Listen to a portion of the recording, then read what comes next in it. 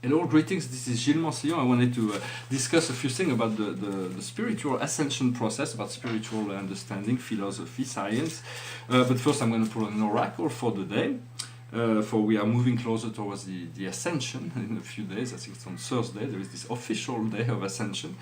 It is from the ascension of the Christ, but it's a human. Let us use all those portals to control our frequency into a higher frequency of light and love.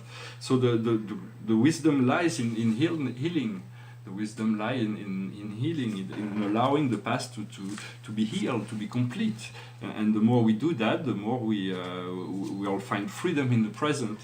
What we need to understand is patience. We have to allow ourselves to be patient. It's patience. The rewards of patience is patience, but all things will heal in time. So it is.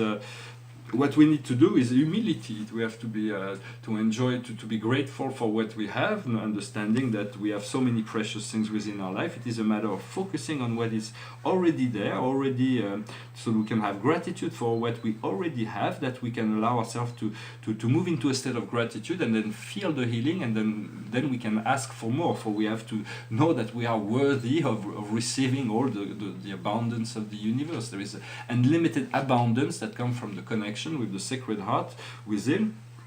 And so it is very important to keep hope. So the general message is hope. There is hope. Hope is always there. It's a matter of allowing this time to happen. It's a time. It's a very shifting time. So there is a lot of things that may come out. I'm going to pull out a card also from Rumi, and today it is the human gift. The human gift is the physical body. It is the experience of physicality. It is the ability to find healing within that, so that we can move into a state of appreciation, joy, and abundance. So that first we have to know exactly where. It is not important. We know what we do not want. We know what we want, and so it's about releasing all of that and allowing ourselves to move closer towards what we want, and to stay focused on that. For in many sense, time and space do not exist. Right now, right here, there is just consciousness. There is your consciousness, my consciousness, and there is an unlimited consciousness that are part of the invisible world. For we see only a little tiny part of light and even matter is just a little fraction of the true matter. And scientists know that. So in many sense, we have to understand that we also have a gift of a spirit within us that's called the I Am Presence, the Thought Adjuster, or the Mystery Monitor. It is a pre-personal spirit of God that resides in the Sacred Heart within ourselves. We all have this magical presence, whether we are aware or not of it or not. It is omniscient. It knows all things. It is able to communicate with all spirit, all dimension. It is connected to all the other presence. And so it is a minister, and what we seek is to fuse with that presence, to align our will, so that our will is always the will of supreme divine love. Even if we fail in the process, if our intention is there, we will align with that. We will be led towards that path of liberation in following that path of the will of the Eternal Father. For that is and the fusion between the soul and our own eternal soul and the pre-personal spirit of God will allow us to move on to a higher spiritual experience, which will eventually lead us back to the source. And so another thing about praying, for it is for a long time I used to pray in relationship to, when I would pray or even invoke, I would turn my thoughts wherever I thought that could be, or wherever that was the center of all things, because I knew that's where God was, and I used to always turn my thoughts towards there, no matter, because the universe has a center. We do not know where it is, but everything turns around this great center, and to concentrate my thought on top of my head, to open my light body, my connection to the higher planes.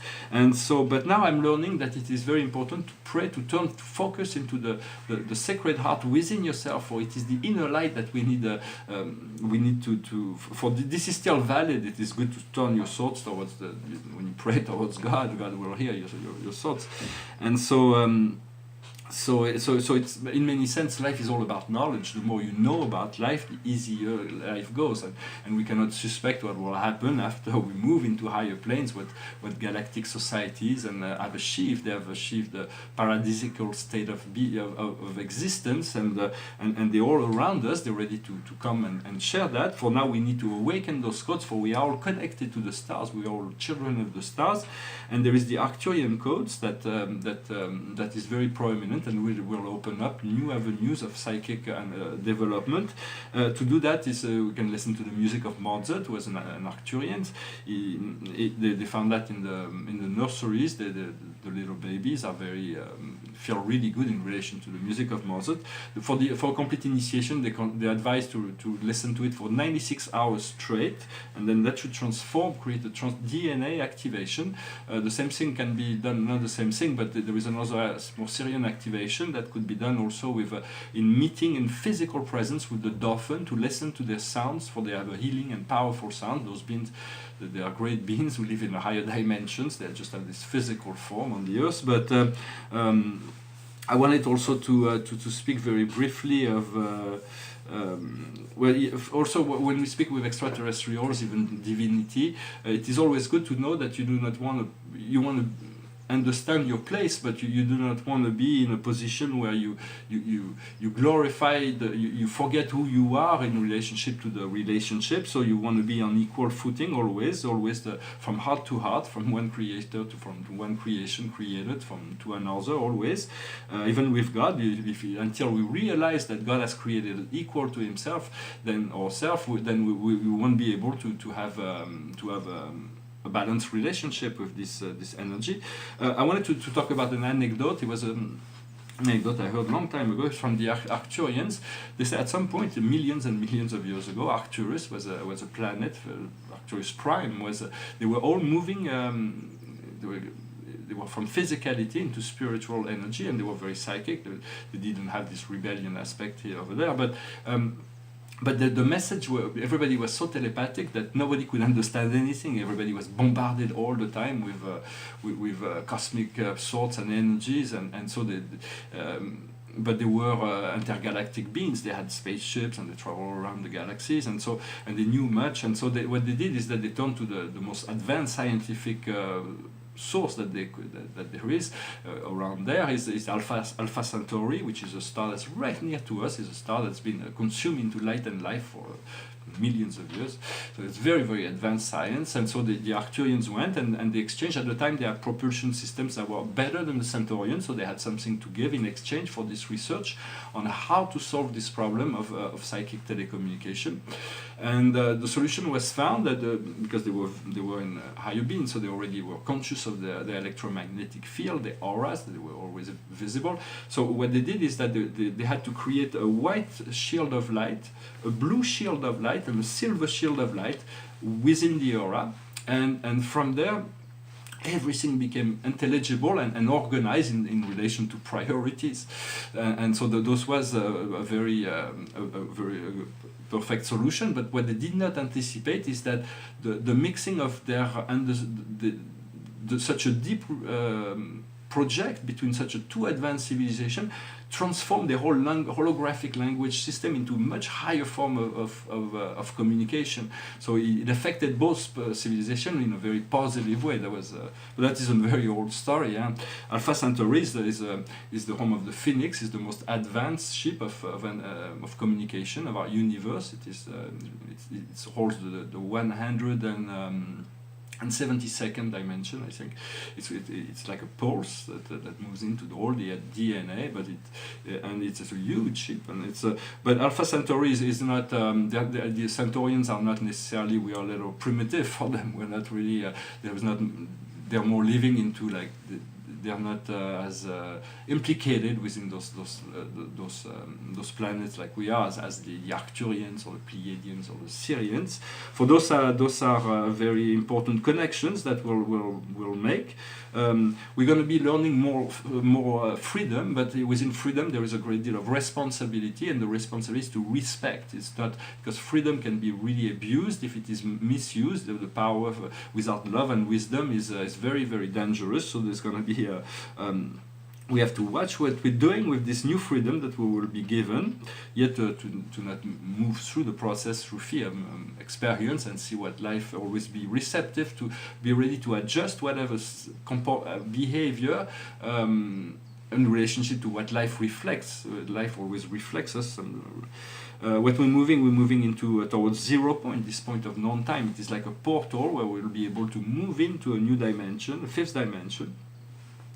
I wanted to say that in a sense life is just a great big circle, an eternal circle that is perfect and divine, but in the universe of time the gods have created those galaxies, and we live in a spiral galaxy, so you might see that this is everywhere. The life process that was created in the galaxy is the same thing as in the DNA. It's all the plants and flowers evolve through spirals, and so I've never really studied, but I believe if we lived in a concentric galaxies, the whole life patterns would be completely different. For there is many things that we do not know yet about who we are in the universe, what we are connected, how great the universe is, and it is all part of our future to discover all that. I wanted to speak very briefly about two more aspects. One is about the divine counselors. Those are celestial divine beings. I'm working with them. There are 7 different orders. They're very different by nature, for they are the 7 aspects of divinity. They represent in the universe. They not represent. They are the divine counsel of God. There is a 7 aspect of counsel, seven position, so to speak, and they're connected to a perfecter of wisdom and a universal sensor. They are a council of 9, and so those beings are great counselor, and what they are, and one of them was saying that when he was sent, first time he was sent into the universe to serve as a counselor in the universe in the name of the Paradise Trinity, he was given only 3 commandments. First is and that is the 2 first ones we have to respect, we have to understand. The third one may not make sense, but the first one is to respect the wisdom of those who are higher. If beings are higher on the dimensional or spiritual scale, they have more wisdom, and so we have to respect that their wisdom is higher than ours. Also to respect, to have patience in relationship with everyone that is below, because they do not have yet the knowledge, so we have to have the patience in relationship to all those who are under our level of consciousness. And the third command is not to land on the shore of Divinington, it is the planet of the pre-personal, the paradise planet of all the I Am Presence, the Gravity Messenger, and countless other beings that live there, but it is not for personality are not allowed there. So we don't question the wisdom of the God, we just follow the law, follow the one. For everybody follows the law as much as possible. Today my keywords is rest and relaxation, but I just wanted to make this video to share some thoughts and ideas. In many sense, we will soon recognize that for many people in the scientific, not necessarily scientific world, but commonly we'll think that what is physical material is real and what is invisible may not be real, yet we have thoughts and emotions. For thoughts and emotions are real things. The philosopher from Plato on, we kind of know that, but thoughts are real matter that can be moved in thoughts, and it can be looked at, everything can be looked at from different angles and curves, but in many sense thoughts and ideas have actual formed. If we open our third eye, when we open our third eye, we will see that thoughts and ideas have formed. They have some of them are heavy, some of them are light, they have colors, and so this is part of the non-being. Well, we're going to become more sensitive to a world of energy, a subtle world of energy, and so it is a gradual process, but to know that the more we tune into that potential, the more it manifests within ourselves. We have to set time aside for rest and relaxation, for meditation. I'm going to start some new spiritual practice for about 100 days. I'm going to see what it does. I'm going to go back to doing more portraits also. I kind of enjoyed making portraits, returning to, not that I'm going to leave my cosmic exploration through the art, but I'm going to do nude scenes, portraits, and so this is going to be, I hope soon to be able to set up a new studio that will be comfortable for me to work and to get organized. I wish you a good day. Thank you so much, and I'll talk to you later. Namaste.